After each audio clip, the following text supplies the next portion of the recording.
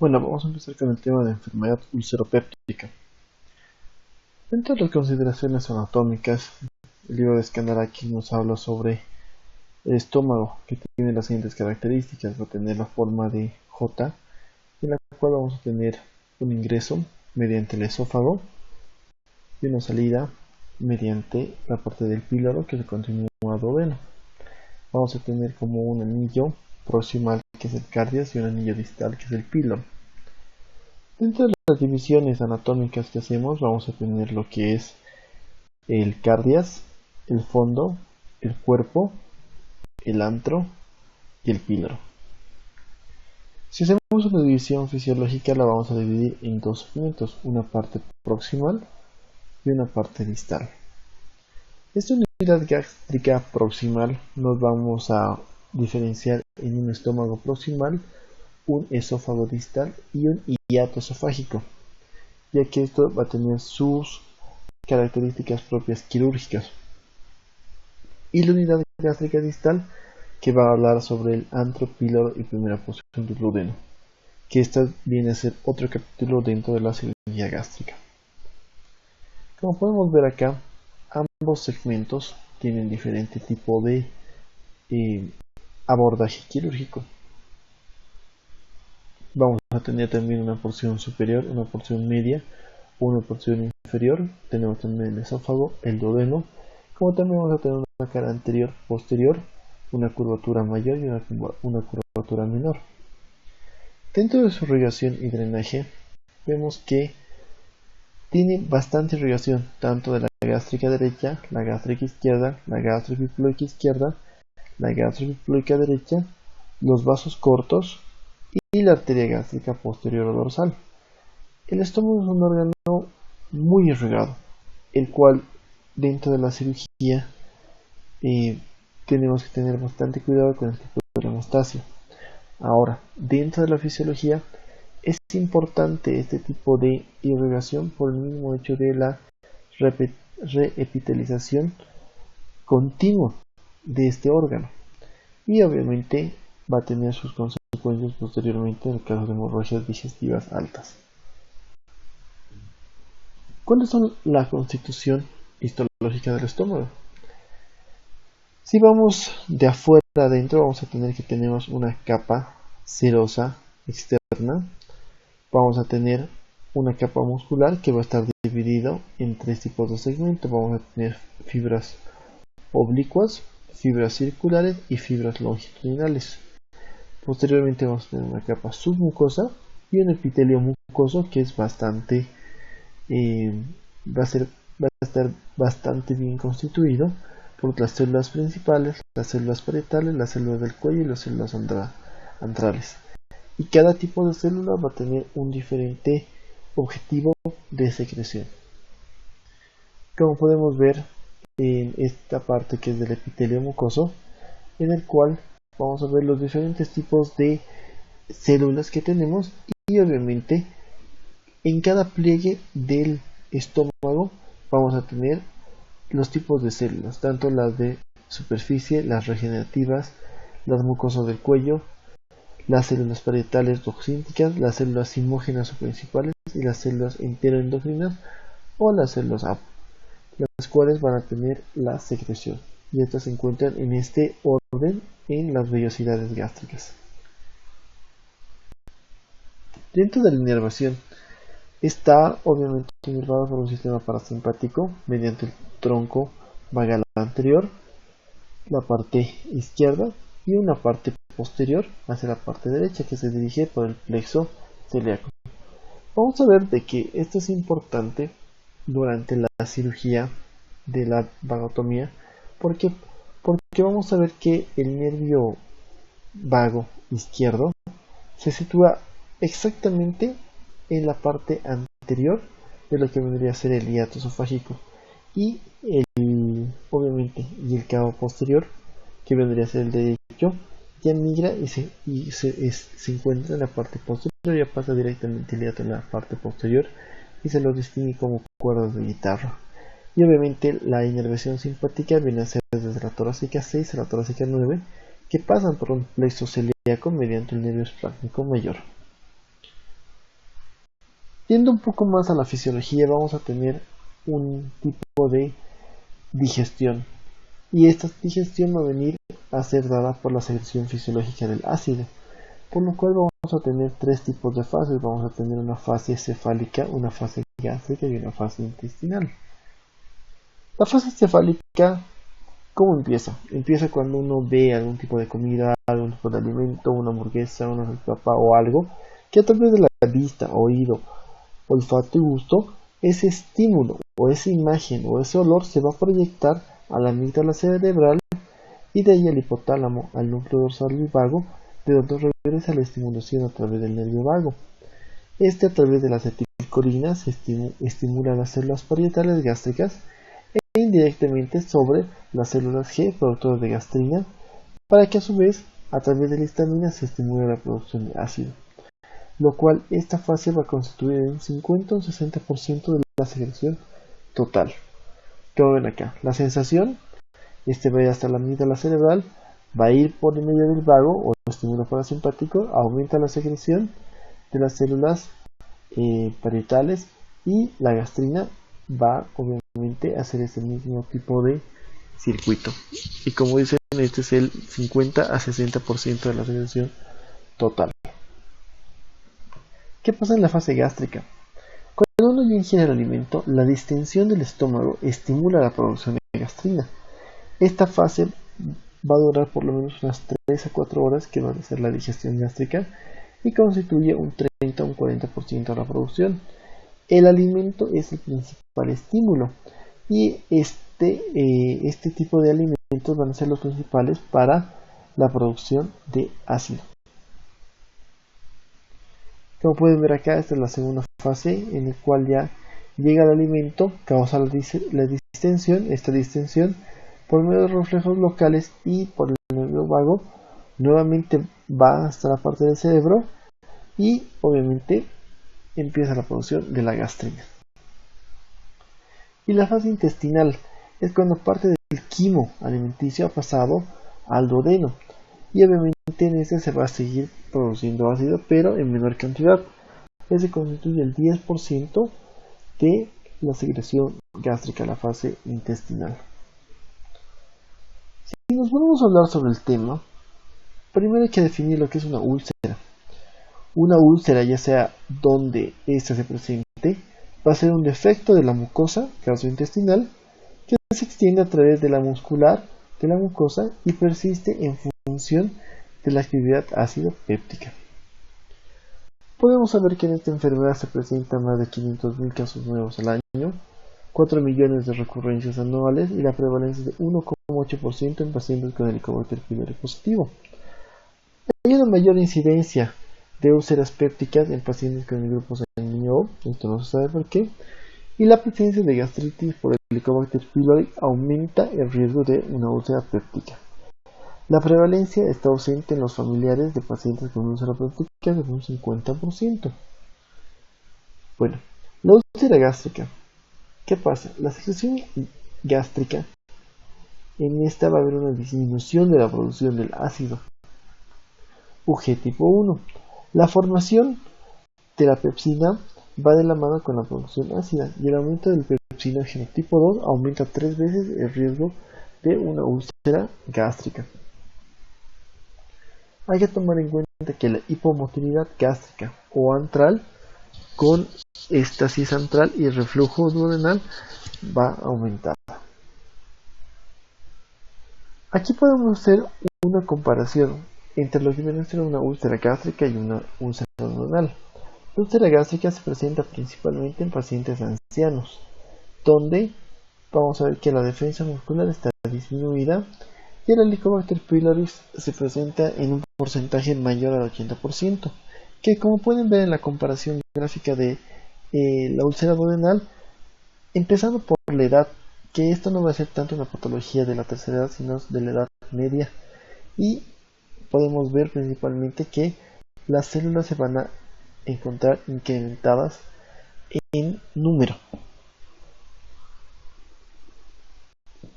¿Cuáles van a ser los factores condicionantes? O sea, la úlcera no se va a formar de la noche a la mañana. Esto tiene que ver por una formación por varios factores. el estrés, el tabaquismo, el consumo de AINES y el Helicobacter pylori, ¿qué van a hacer? Van a causar primero un daño a la mucosa. Y ese daño a la mucosa va a ser por un aumento en la producción de ácido y pepsina. Y posteriormente, estos dos tipos de agresión causan la úlcera. Los padecimientos que van a pertenecer a esta entidad o esta enfermedad van a ser la úlcera duodenal, la úlcera gástrica y el síndrome de Zollinger-Ellison. La enfermedad péptica es una enfermedad común, crónica y recurrente. Involucra múltiples factores etiológicos y fisiopatológicos que comprometen la secreción, el movimiento y la respuesta hormonal local. ¿Cuáles son los mecanismos de defensa de la mucosa? A pesar de que el estómago va a ser muy sensible a la colonización del Helicobacter pylori, también tenemos que tomar en cuenta que la irrigación hace que tenga unos mecanismos de defensa muy altos. Cuando se producen factores agresivos exógenos como consumo de AINES, alcohol o el ácido y la pepsina o factores endógenos como la bilis, la primera línea de defensa va a ser el moco y el bicarbonato. La segunda línea de defensa va a ser una barrera apical y expulsión de iones hidrogenados retrodifundidos y tercero, mecanismos antioxidantes. La tercera línea de defensa, esta va a estar dada principalmente por el flujo sanguíneo de la mucosa. Aquí viene lo que les comentaba de la reepitelización continua. En caso de que estos mecanismos de defensa se rompan o se alteren, obviamente se va a producir la lesión. Y esta lesión vamos a tener varios tipos de reparación. La primera línea de reparación posterior a que se hace una úlcera va a ser la restitución. La segunda fase de la reparación va a ser la proliferación. Y la tercera línea de reparación van a ser la formación de tejidos de granulación, angiogénesis, remodelación de la membrana basal. Y obviamente esto va a ir a atacar directamente la úlcera para que haya una disminución de su tamaño. Como podemos ver acá en la imagen, podemos ver tanto la parte de la microcirculación, el mismo orden de las células que se encuentran en los pliegues gástricos. Y acá podemos ver los mecanismos de defensa barreras, tanto la preepitelial que nos muestra el moco, el bicarbonato, los fosfolípidos, como la epitelial que va a ser conformada principalmente por resistencia celular, con sus factores de protección y restitución, y por último la capa subepitelial que va a estar básicamente bien irrigada por la microcirculación y los leucocitos. Otro factor de riesgo importante es el hecho de consumo de AINES. Este consumo de AINES puede estar asociado al tabaquismo, al alcohol, a la dieta, factores psicológicos como una secreción ácida o un tipo de personalidad, el cual hace de que el paciente deba tomar o se vuelva adicto a tomar sus medicamentos. ¿Cuáles son los factores de riesgo para el desarrollo de úlceras inducidas por AINES? Estos AINES van a causar mayor impacto en mayores de 60 años, que tengan un tratamiento con corticosteroides, ya sea por artritis o por otra patología, que tengan antecedentes de una úlcera y si el paciente está anticoagulado o no. Si estos factores se rompen, se va a producir igual la úlcera. Como les comentaba hace un momento, dentro de los factores de riesgo que tenemos van a ser los AINES, el tabaquismo, el alcohol, la dieta, factores psicológicos, secreción ácida y tipo de personalidad. Acá podemos ver los claros ejemplos desde el tabaco pasando por bebidas alcohólicas y por último factores psicológicos que depende del paciente. Hay que tomar en cuenta algo muy importante. La etiología mayor va a venir a ser por causa de este bichito. Este bichito viene a ser dentro de la familia del Helicobacter. El Helicobacter va a tener tres tipos de componentes o tres tipos de géneros. Los cuales van a ser el Helicobacter pylori, el Helicobacter cyneidae y el Helicobacter phenylea, los cuales van a ser unos bacilos gram negativos pequeños con forma de coma, como pueden ver aquí. No van a estar esporulados o no van a tener microaerofílicos para poder protegerse, ya que ellos están muy bien protegidos. La producción elevada de la ureasa por Helicobacter pylori va a causar que haya un movimiento o que haya una alteración de los flagelos prototróficos. Y también podemos observar que hay un agente etiológico de gastritis, úlceras y adenocarcinoma. Este bichito es el que va a causar todo un sinfín de problemas. Y como pueden ver acá, el Helicobacter pylori ingresa a la parte del sistema gástrico, principalmente hacia la parte del fondo. En el fondo es menor el tipo de riesgo, y se presenta sobre todo más a nivel del cuerpo, en el cual vemos que el Helicobacter pylori pasa por donde se está produciendo la lesión, y al querer ayudar agarra los hidrogenios libres y los transporta hacia otra ubicación donde sí necesitan. Entonces el Helicobacter pylori va a ir a actuar sobre la misma mucosa gástrica con el fin de que disminuya también el tratamiento. Podemos ver de que hay un nivel alto de producción de ácido, y acá podemos ver que una mucosa gástrica está normal, se infecta por Helicobacter pylori. Esta infección se vuelve crónica, lo cual va a tener que ir a 3 tipos de cuadros. La primera, cuando hay una gastritis predominantemente antral, esta puede asociarse con una úlcera duodenal. Cuando tenemos una pangastritis no atrófica, podemos sospechar en un linfoma de Malt. Y cuando tenemos una gastritis atrófica predominantemente en el cuerpo gástrico, podemos hablar del Helicobacter pylori, aunque muchas veces esta se presenta de manera asintomática. Una vez de que nosotros tengamos el diagnóstico, ya sea una úlcera gástrica o un duodenal, tenemos que tomar en cuenta de que la inflamación continua va a producir una metaplasia intestinal, posteriormente constituye una displasia y lleva al cáncer gástrico. Dentro de la úlcera péptica vamos a tener fases evolutivas de una úlcera, las cuales vamos a tener desde la necrosis, pasando por una erosión, pasando a la úlcera y por último a la úlcera crónica. Dentro de los síntomas de la úlcera gástrica vamos a tener principalmente el dolor. Son pacientes que llegan retorciéndose. La frecuencia va a ser mayor en la úlcera duodenal y la frecuencia va a ser bastante seguida. Relación con los alimentos. Cuando uno tiene una úlcera gástrica y come, ese momento le empieza a doler bastante fuerte. Por eso se dice que la úlcera gástrica es de 3 tiempos. En cambio, en la úlcera duodenal, cuando el paciente come, no siente o alivia. Y posteriormente, 2 horas después, es cuando ya empieza el dolor. Este tipo de dolor clínicamente son de 4 tiempos.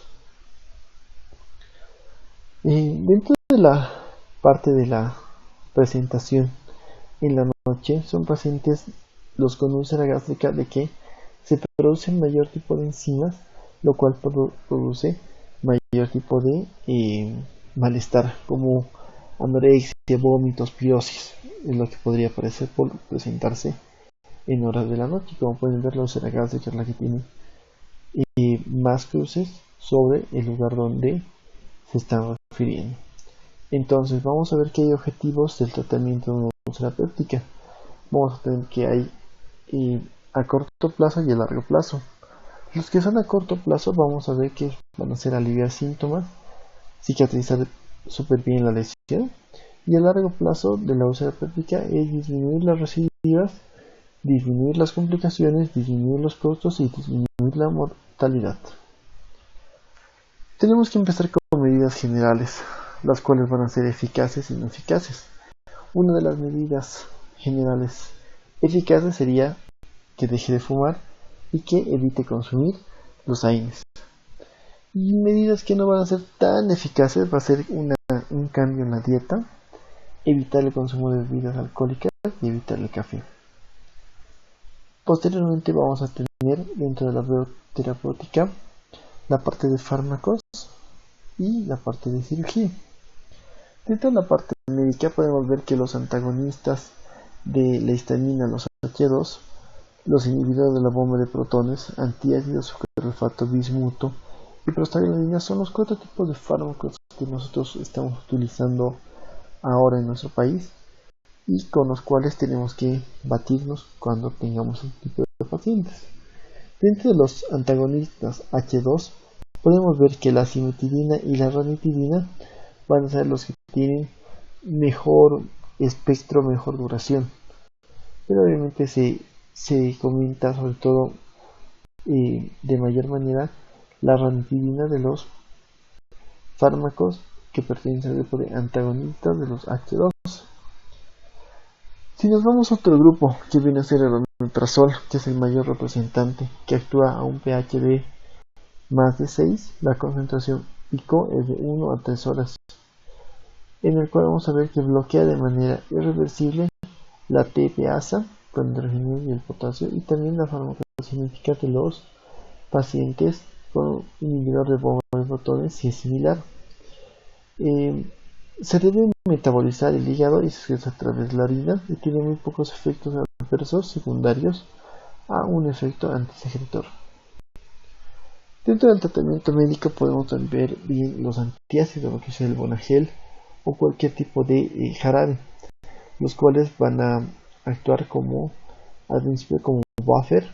Segundo, va a tener acciones citoprotectoras, promueven la angiogénesis de la muñeca dañada y fijan ácidos biliares o inhiben las células de la actividad de la pepsina. El sucralfato, que viene a ser otro tipo de medicamento tópico porque es un polisacárido sulfatado, el cual su principal opción va a ser formar la parte del dióxido de aluminio. Sobre todo el sucralfato va a prevenir el daño adquirido en la mucosa, y esto se da por curación de las úlceras sin alterar la secreción ácida o la pepsina actualmente como buffer. Solamente hacen la coagulación parcial y nada más, y no tratan lo que en sí ha causado ese tipo de hemorragia. Además de eso, el sucralfato estimula y obviamente vamos a ver de que su actividad va a ser favorecida en un pH menor a 3.5, por lo que se recomienda tomarlo 30 minutos antes de los alimentos. Podemos ver también que el sucralfato va a disminuir la acción del Helicobacter pylori, ya que va a inhibir la secreción ácida. El tratamiento mayormente recomendado va a ser el lansoprazol o omeprazol más claritromicina más amoxicilina, los cuales se debe tomar cada 12 horas por 2 semanas. Las causas de úlceras refractarias o recurrentes va a ser una infección persistente del Helicobacter pylori, o puede estar sujeto esto a mal cumplimiento del tratamiento, microorganismos resistentes, régimen de tratamiento inadecuado. Las úlceras con Helicobacter pylori, vamos a ver que hay falsas para el Helicobacter pylori. Va a haber un uso concomitante con los AINES, tabaquismo importante, una úlcera gigante, inhibición inadecuada de la secreción ácida, cáncer o enfermedad de Crohn. Son otros tipos de enfermedades por los cuales puede recurrir y ser de tratamiento refractario.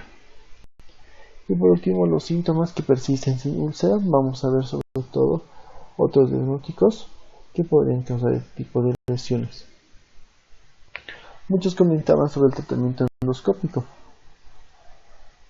Para hacer el tratamiento endoscópico tenemos que hacer una clasificación de Johnson para ver, en la cual vamos a ver que en la curvatura menor es el grado 1 de Johnson, que la secreción ácida va a ser menor. La curvatura menor más esta parte se va a presentar porque hay una hipersecreción ácida, al igual que la región prepilórica, que tiene una hipersecreción ácida. De unión esófago-gástrica vamos a ver de que hay una secreción ácida pero menor, y podemos ver que la curvatura mayor va a estar asociada siempre a malignidad. La curvatura mayor, como pueden ver acá, tenemos el grado 1, que es la curvatura menor, el grado 2, el cual vamos a ver que son hipersectantes, y vamos a tener una parte en la curvatura menor, otra parte vamos a tener la tipo 3, la parte prepilórica, los cuales van a ser con hipersecreción, y los otros que ya van a ser de la unión esófago-gástrica y de la curvatura mayor, que son lesiones donde más frecuentemente se producen los tipos cancerígenos. La terapia endoscópica. Al igual que cualquier tipo de electrocauterio, vamos a ingresar el monopolar y el bipolar, tanto el mono como el bipolar, y vamos a ver para poder darle una hemostasia. La electrocoagulación monopolar ha sido reemplazada por los otros dos métodos principales dentro de la preocupación de que la electrocoagulación monopolar pueda causar un mayor grado de lesión tisular. Son altamente efectivos para detener el sangrado y coagular arterias mesentéricas hasta de 2 milímetros de diámetro. Dentro de la terapia endoscópica vamos a ver de qué puede haber la inyección, que es un método no térmico para lograr una hemostasia, pero que da buenos resultados. Posteriormente, mediante un catéter que ya tiene la aguja retráctil, podemos hacer un tipo de escleroterapia a pacientes con varices esofágicas. Y para el tratamiento endoscópico de esto podemos hacer la inyección de etanol absoluto más epinefrina en una solución de 1 en 10.000. Polidocanol es un agente esclerosante, y además podemos poner solución salina. Esto nos sirve como el mejor tratamiento para disminuir cualquier cosa. ¿Cuáles son las dos complicaciones principales cuando uno entra feliz de vida a hacer la endoscopía? Va a ser la perforación e inducción de sangre incontrolable, que van a venir a ser raras. Dentro del tratamiento quirúrgico, poco más del 10% de los pacientes requieren cirugía urgente por sangrado a pesar de la terapia endoscópica. Dentro del tratamiento quirúrgico vamos a ver también que la cirugía generalmente se realiza si la terapia endoscópica ha fallado o no está disponible. Los mismos criterios clínicos y endoscópicos utilizados para determinar si el paciente requiere un tratamiento endoscópico urgente, es decir, que hay alto riesgo de una hemorragia o muerte, y en este se van a utilizar para determinar si el paciente debe someterse a una cirugía urgente. Hay dos tipos de cirugía: una gastrectomía, que podría ser parcial, total, y en la cual podemos emplear tanto la Billot 1 como la Billot 2. Otro tipo de operación va a ser la vagotomía, en la cual vamos a ver que va a haber la división del nervio vago, como vimos en la parte del esófago, que hay uno anterior y otro posterior. En este caso se va a estimular la secreción ácida, y puede ser de que deje de ser de la parte troncal, y también selectiva y altamente selectiva. Dentro de la vagotomía podemos ver desde la primera parte cómo tenemos que realizar la disección y posteriormente el colocado de puertos de anclaje para que se quede el estómago de una mejor presentación durante la vagotomía. Como podemos ver en este tipo de repaso, son los tipos de términos que nosotros tenemos, que en la cual podemos ir a operar tanto la parte distal del esófago, el cardia, el fondo, el cuerpo, curvatura mayor, curvatura menor, el antro pilórico y el canal pilórico. El tratamiento quirúrgico, ¿en qué consta? Se trata principalmente en ubicar el punto de sangrado. Se hace una gastrostomía o una gastrotomía, en la cual se ingresa y se puede hacer directamente la apertura del estómago desde la parte del píloro o del antro, y en la cual se identifica el vaso sangrante, se abre esa parte del estómago y se coloca puntos, y posteriormente a esto ya vamos a ver lo que se cierra. Hay otro tipo de cirugía que también se hace, que viene a ser la aumentoplastía, o algunos utilizan como parche de Graham. Otro tipo de tratamiento es la andectomía más vagotomía, que es el Billot tipo 1. Posteriormente vamos a tener una Billot tipo 2, que viene a ser una gastrectomía subtotal, y la tipo 3, que es la gastrectomía total, que vamos a ver que se hace una anastomosis del esófago al yeyuno. Nuevamente podemos ver que en la curvatura menor y en el antro donde se encuentran las úlceras con más frecuencia. Vamos a ver que posterior a ese tipo de decisión de úlcera va a crecer y ya se va a afectar toda la región del antro. Posteriormente va a afectar toda la parte superior, que va a ser un procedimiento de Pachet. El procedimiento de Kiri-Maldier va a ser la antrectomía pura y simple. Posteriormente una gastrectomía subtotal, en el cual se hace una esófago gastroyeyonotomía en Rux. Y posteriormente el procedimiento es un procedimiento de Chendes, en el cual vamos a ver que hace una gastrectomía, una gastroyeyonostomía, pero deja un pequeño bolsillo en comparación a una gastrectomía subtotal en Rux. Como vemos, no tiene tanto reservorio y directamente hace la conexión. Este es un cuadro que les dejo, en el cual vamos a ver que hay las operaciones de las úlceras pépticas, en lo cual lo principal es si está hemodinámicamente estable o no lo está. En el caso que está, hay que pensar en una úlcera duodenal, volver a revisarlo. Si es una úlcera gástrica, podemos utilizar ya sea por método de resección o por método de compresión este tipo de cirugía. Además, tenemos que ver de que los síntomas y toda la clínica más la endoscopía son lo que nos van a dar los tratamientos principalmente. Continuando con el tratamiento quirúrgico, vamos a tener que hay complicaciones a largo plazo de la cirugía. El hecho de hacer una derivación Virro 1, Virro 2, una Y de Rux o un procedimiento de Chendes van a hacer de que hay complicaciones como una úlcera recurrente, el efecto dumping, diarrea, síndrome de asa ciega y complicaciones nutricionales que haga de que el paciente pueda alterar su composición. ¿Por qué? Porque al haber este tipo de complicaciones el paciente va a tener anemia y obviamente va a haber una baja de peso importante. Las úlceras por estrés van a tener la característica de ser múltiples, se localizan en todo el cuerpo gástrico y son pacientes sometidos a un estrés extremo o a procedimientos graves menor o igual a 72 horas. La corrección de la hipotensión va a variar dependiendo del tratamiento del shock de la acidosis, que es lo principal en las úlceras por estrés, que son muy sangrantes. Los medicamentos utilizados van a ser la ranitidina, protector de la mucosa gástrica, como el olfato. Además, solamente un 15 o un 20% de los pacientes con úlcera por estrés tienen hemorragia. El otro 5% no ha sangrado ninguna vez. Entonces podemos ver de que la mortalidad promedio en operaciones de urgencia en una úlcera gástrica sangrante es del 15% y de la úlcera duodenal es de un 10%. Las úlceras relacionadas con el tabaquismo. El hecho de fumar es un factor de riesgo asociado a la presencia o una persistencia o recurrencia de las complicaciones de las úlceras pépticas, y el riesgo puede ser proporcional con la cantidad.